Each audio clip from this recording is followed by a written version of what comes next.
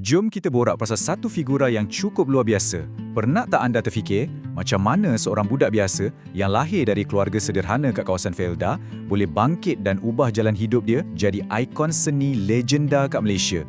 Dalam perkongsian kita kali ini, kita nak selami betul-betul perjalanan hidup Allahyarham Jalil Hamid. Ini bukan setakat bacaan biografi biasa tau. Ini cerita pasal dedikasi, air mata dan macam mana keikhlasan tu boleh bentuk seorang legenda sebenar. Jom kita mulakan. Okey, persoalan besarnya sekarang, macam mana anak Felda boleh naik jadi legenda? Kalau kita tengok balik kisah hidup arwah, ia sebenarnya satu perjalanan emosi yang sangat mendalam. Ia penuh dengan unak duri, perjuangan yang tak pernah putus, ketabahan dan keazaman untuk tinggalkan legasi yang bukan biasa-biasa. Kita selalu nampak kejayaan dia kat TV atau wayang kan? Tapi kali ini, kita kena faham juga macam mana dia jatuh bangun dan betapa kentalnya jiwa dia sejak dari garis mula. Cuba kita susur balik garis masa hidup dia. Segalanya bermula pada 25 April 1957. Beliau, yang nama penuhnya Abdul Jalil bin Abdul Hamid, lahir kat kampung Kuala Masai, Johor. Dari detik kelahirannya tu, perjalanan ni bawa dia sampai ke tahap mendalami ilmu seni pentas kat University Science Malaysia atau USM pada tahun 1979. Lepas tu, dia curah bakti pula kat Institusi Teknologi MARA yang kita panggil UiTM sekarang pada tahun 1984. Dan akhirnya, perjalanan duniawinya menemui titik noktah yang amat mendukacitakan kita semua pada 4 Mei 2026. Tapi, untuk betul-betul faham kehebatan insan ni, kita kena patah balik sikit ke akar umbi dia. Asal-usul arwah ni memang sangat merendah diri. Beliau anak ketiga dari 5 beradik, membesar kat Felda Cahaya Baru, Masai, Johor. Kehidupan keluarga dia masa tu, nak kata mewah tu memang jauh sekali lah. Tapi percayalah, kat sinilah proses pembinaan karakter dia bermula. Segala kekurangan yang ada tak buat dia patah semangat. Sebaliknya, ia tempuk satu sifat tabah dan jiwa berdikari yang sangat utuh. Kat tengah-tengah kesederhanaan Felda ni jugalah bercambahnya satu impian yang cukup besar untuk cipta nama. Benda ni menarik bila kita perhatikan langkah awal kerjaya dia. Lepas tamat sekolah, kerja pertama dia sebenarnya bermula kat Lembaga Pelabuhan Johor pada tahun 1976. Tapi, yelah, kalau dah darah seni tu mengalir, jiwa tu tetap nak menjurus ke arah tu. Jadi menjelang 1979, dia buat keputusan yang cukup berani untuk sambung belajar dalam bidang seni pentas kat USM Pulau Pinang. Anda kena ingat tahu, zaman tu persaingan nak masuk industri hiburan memang sengit. Ruang pun sangat terhaid.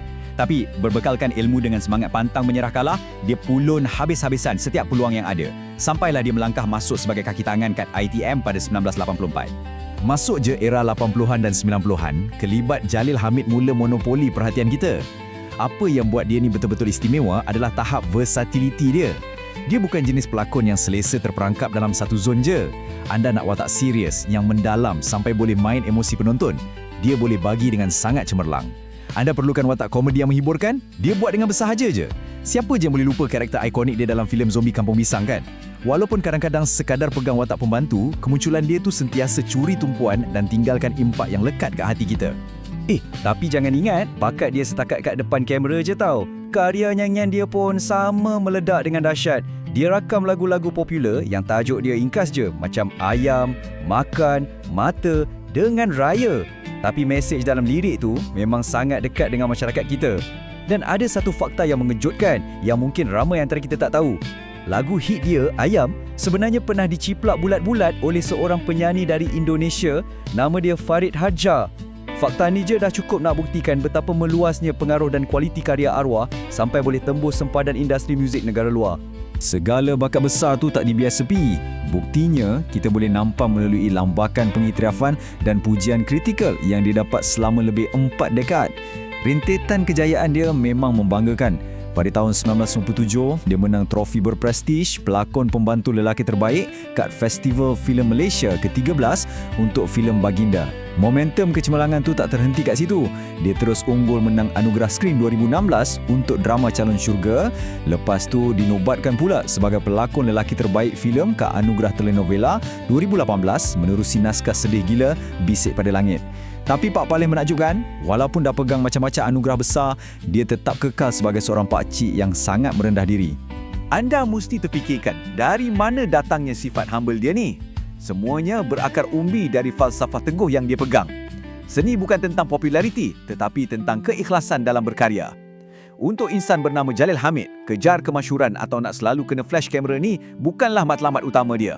Dia anggap kesenian ni satu medium yang sakral untuk sampaikan kejujuran, dedikasi dan penceritaan yang lahir dari lubuk hati. Prinsip inilah yang buat lakonan dia sentiasa nampak jujur, sampaikan kita sebagai penonton boleh rasa setiap bait gelodak emosi watak yang dia bawa tu. Tapi putaran hidup ni kan sentiasa diselangi dengan ujian. Menjelang tahun 2022, segalanya mula berubah. Tahap kesihatan beliau merosot dengan agak teruk dan beliau terpaksa berdepan ujian fizikal yang cukup berat akibat komplikasi jantung bengkak. Fasa ni memang satu tempoh yang sangat gelap dan mencabar. Ia betul-betul menguji kecekalan bukan je pada diri arwah, tapi juga buat isteri tercinta beliau, Haryati Sariat, anak-anak dan seluruh ahli keluarga. Walaupun kudrat fizikalnya makin hari makin dimamah penyakit, semangat juang dan kecintaan dia pada dunia seni tak pernah pudar wala sikit pun. Dia pilih jalan untuk terus berjuang. Kat sinilah karakter kental sebagai anak Felda yang dah biasa hidup berdikar itu betul-betul terserlah. Bayangkan, dalam kesakitan yang ditanggung, keazaman dan minat mendalam untuk terus berbakti pada industri seni tanah air kekal utuh, langsung tak patah di tengah jalan. Sehinggalah kita tiba pada satu detik perpisahan yang tak ada siapa pun boleh menolaknya. Pada hari ini, 4 Mei 2026, negara kita diselubungi awan duka. Pada usia 69 tahun, Allahyarham Jalil Hamid telah pun menghembuskan nafasnya yang terakhir di Shah Alam. Pemergian beliau dikabarkan berlalu dengan sangat tenang tatkala beliau dijemput ilahi dalam tidurnya. Beliau tinggalkan bukan je seorang isteri dan 6 orang cahaya mata, tapi juga seluruh negara yang kini berduka meratapi hilangnya sebutir permata seni yang memang tiada galang gantinya.